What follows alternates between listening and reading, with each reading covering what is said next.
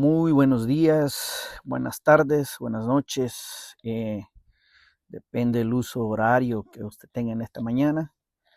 Pues estamos acá nuevamente meditando en la palabra de Dios. Qué bendición es que podamos tener el privilegio de meditar en su palabra y poder estudiarla, poder aprender de ella, ¿verdad? Que eso es lo más importante. El Señor les bendiga en este día. Espero todos se encuentren bien y pues estamos acá para compartir un pasaje de la Escritura que me llama mucho la atención. Eh, Está en Apocalipsis capítulo 3, verso 16, que dice, pero por cuanto eres tibio y no frío ni caliente, te vomitaré de mi boca. Por mucho tiempo, por muchos años siempre yo he escuchado mucho este versículo. Eh, He utilizado muchas veces para decirle al cristiano que debe de ser un cristiano caliente, que no sea un cristiano tibio. Pero me surge una pregunta. ¿Qué concepto tenemos nosotros de un cristiano tibio, de un cristiano frío, de un cristiano caliente? Tenemos algunos conceptos muchas veces ya establecidos en nuestro pensamiento. Pero en realidad, ¿qué quiso decir el Señor? Eso es lo que me lleva en esta mañana, en este día, a estudiar un poco al respecto, ¿verdad? ¿Qué quiso decir el Señor cuando utilizó esos adjetivos tibio, frío y caliente? Y el resultado, te vomitaré de mi boca. Vamos a estudiar en esta mañana. Vamos a tomar un poco el contexto ahí en Apocalipsis capítulo 3, verso 14. Espero en el Señor que sea de bendición, ¿verdad? Dice así, Apocalipsis capítulo 3, verso 14. Este es el mensaje a la iglesia. Dice, escribe al ángel de la iglesia en la Odisea. Dice, he aquí el amén, el testigo fiel y verdadero, el principio de la creación de Dios, dice esto. Dice, yo conozco tus obras, que ni eres frío ni caliente. Ojalá fueses frío o caliente. Pero por cuanto eres tibio y no frío ni caliente, te vomitaré de mi boca. Porque tú dices, eh, yo soy rico y me he enriquecido y de ninguna cosa tengo necesidad. Y no sabes que tú eres un desventurado, miserable, dice, pobre, ciego y desnudo. Verso 18.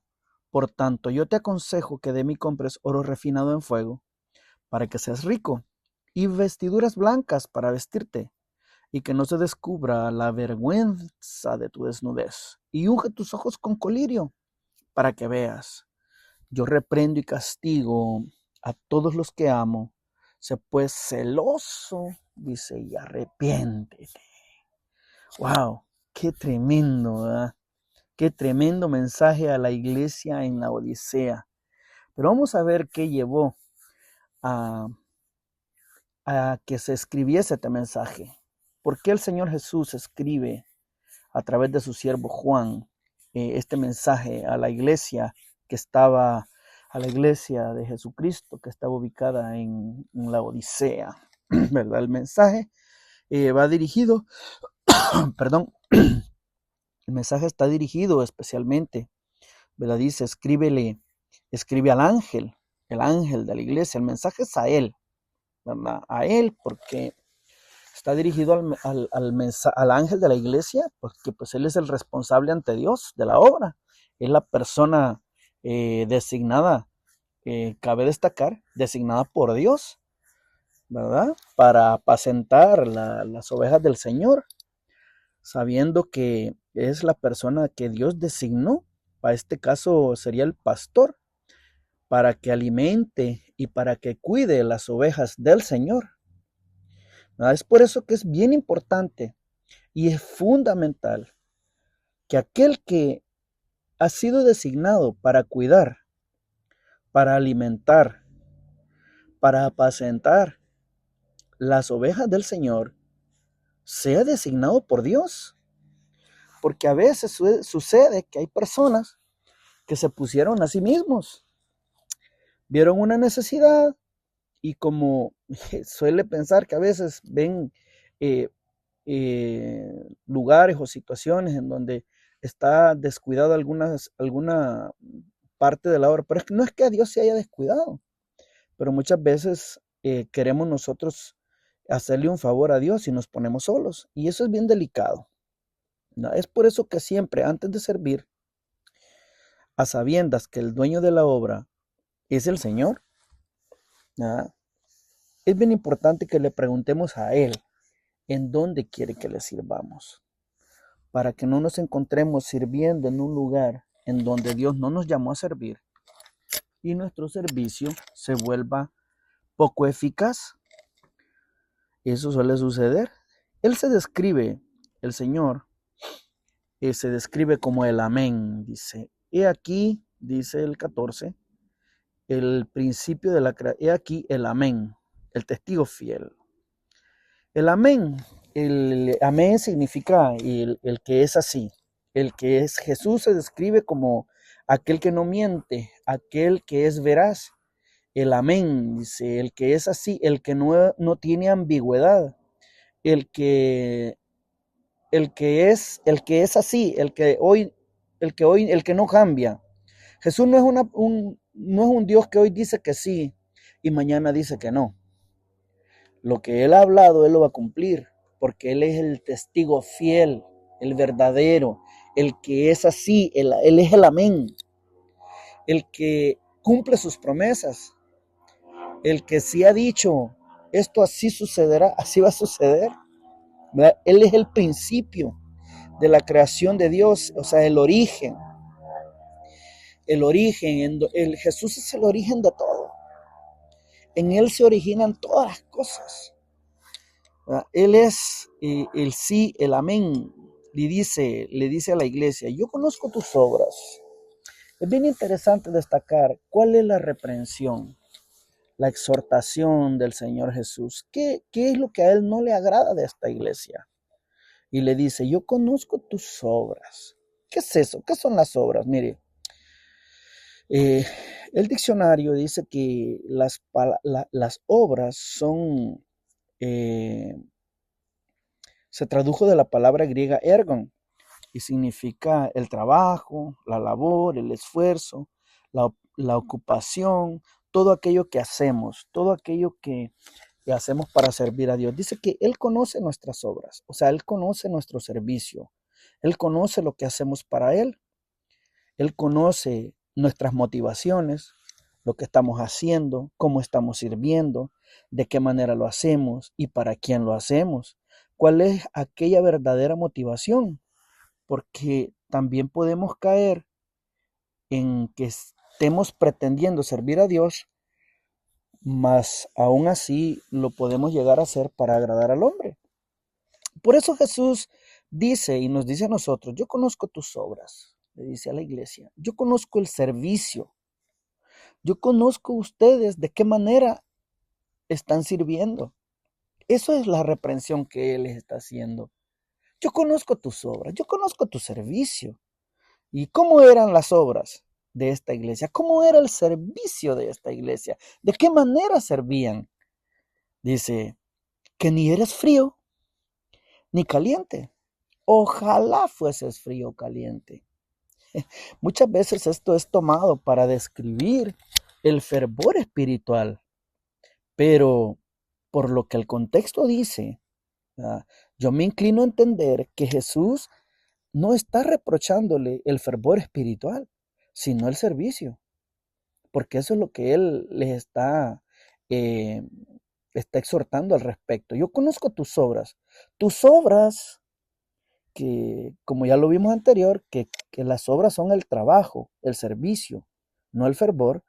Dice, yo conozco tu servicio, yo conozco tu trabajo. Tu trabajo no es ni frío ni caliente. Ojalá, le dice, fueses frío o caliente a la hora de servir. Así fuera tu servicio. Dice, Jesús lo que está reprochándole a la iglesia es el servicio, mas no así el fervor espiritual. Hay una iglesia a la que Jesús le reprendió por su fervor espiritual, por su devoción, y esa es la iglesia de Éfeso. A esa iglesia le dijo, ustedes han dejado su primer amor. Mas aún así, le dice, ahí está en Apocalipsis capítulo 2:1, le dice, escribe al ángel de la iglesia en Éfeso, el que tiene las 7 estrellas en su diestra, el que anda en medio de los 7 candeleros de oro, dice esto. Yo conozco tus obras y tu arduo trabajo y paciencia, que no puedes soportar a los malos y has probado a los que se dicen ser apóstoles y no lo son, y los has llamado mentirosos, y has sufrido y has tenido paciencia y has trabajado arduamente por amor de mi nombre, y no has desmayado. Pero tengo contra ti, le dice, que has dejado tu primer amor. Mas aún así, el primer amor, el Señor había dejado de ser la prioridad en ellos, ¿verdad? Eso es el primer amor. El primer amor no tiene nada que ver con cuando una persona recién se convierte y quiere andar en todos lados. No, el primer amor es lo primero que yo amo. Cuando Jesús deja de ser mi primer amor es cuando Él dejó de ser mi prioridad. Yo me enfoco más en otras cosas que en la obra de Dios. Eso es dejar el primer amor. Pero en Apocalipsis 3:15, que es lo que estamos estudiando, le dice, yo conozco tus obras, que ni eres frío ni caliente. Ojalá fueses frío o caliente. Si Jesús no está reprochándole el fervor espiritual, entonces, ¿cómo aplicamos los adjetivos frío y caliente en la vida de un cristiano? Porque tendemos a pensar que el frío es aquel que no hace nada, el que es indiferente, aquel que no apoya, aquel que a veces viene al servicio, y luego dicen aquel que no ayuna, aquel que no lee la Biblia, aquel que, tendemos a pensar que ese es un frío. Y el caliente es aquel que sabe mucha Biblia, aquel que ora mucho, aquel que sirve en todo, el que está en todo.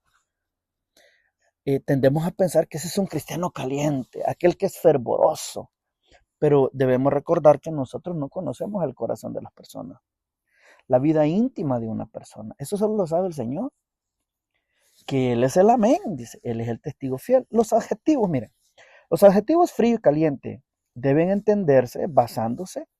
Para eso es importante ir al contexto cultural y al contexto geográfico de la ciudad de la Odisea, ciudad que se encontraba situada entre dos ciudades. Una de ellas era la ciudad de Colosas y la otra la ciudad de Hierápolis. Pablo menciona esta ciudad.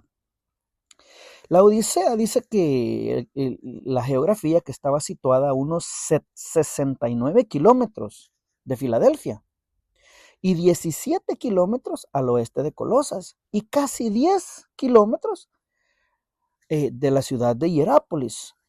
Dice, Colosenses 4:13, Pablo menciona a la ciudad de Hierápolis, dice Colosenses 4:13, porque de él doy testimonio de que tiene gran solicitud por vosotros y por los que están en la Odisea, dice, y los que están en Hierápolis.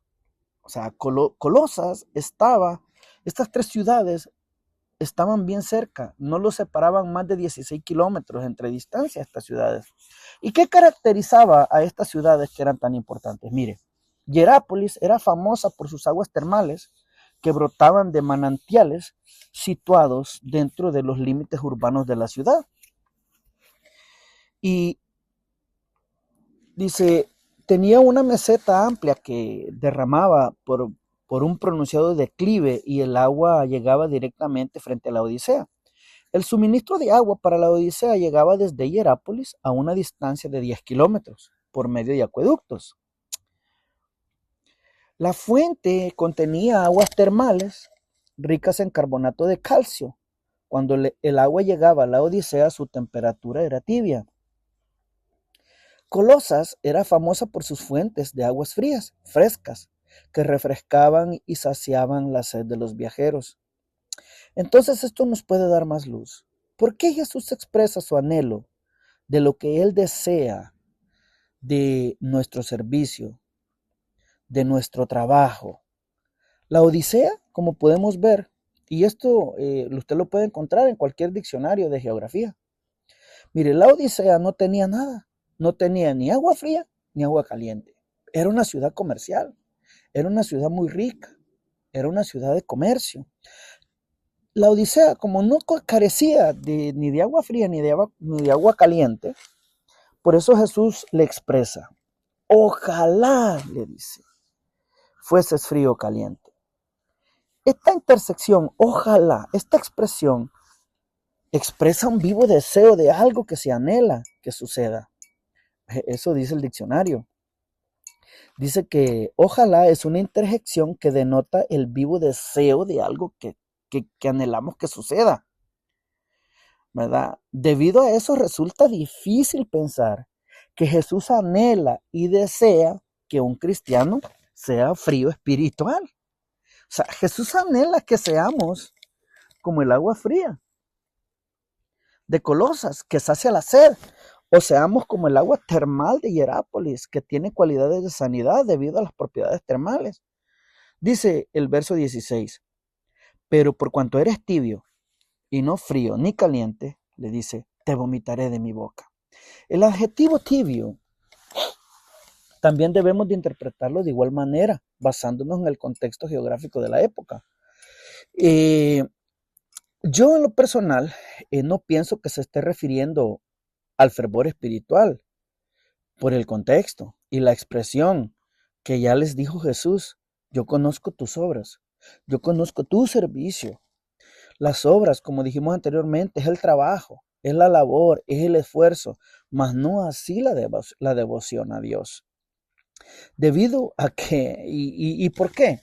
Mire, porque es que no existe un termómetro espiritual para medirle a un cristiano los grados de intensidad o temperatura espiritual.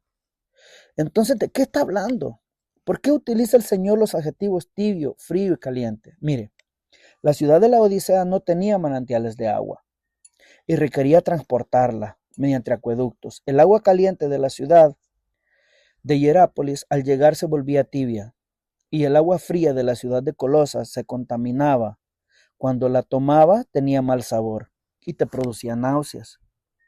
El agua caliente al transportarla se enfriaba, se volvía tibia y perdía las propiedades. Y en ambos casos, tanto la una como la otra, al recibirla en la ciudad y tratar de utilizarla para los fines debidos, por causa de haberse contaminado en los acueductos, al utilizarla producía náuseas. No servía para ningún propósito, ni saciaba la sed, ni sanaba las enfermedades. Prácticamente se tornaba inutilizable. Y las personas, los viajeros que llegaban a la iglesia con sed espiritual, con necesidades, con sus corazones dañados muchas veces, y así como llegaban se iban. La iglesia no hacía nada, era indiferente. Y además de ser indiferente, era una iglesia autosuficiente. ¿Qué es lo que ocasiona que Jesús se exprese de esta manera, utilizando esas duras expresiones antes descritas? Te vomitaré de mi boca. Una mejor traducción sería estoy por vomitarte o estoy a punto de vomitarte. Si revisamos cualquier interlineal griego en español podremos notar el porqué, ¿verdad? Qué difícil resulta creer que Jesús quiera vomitar a un hijo de Dios.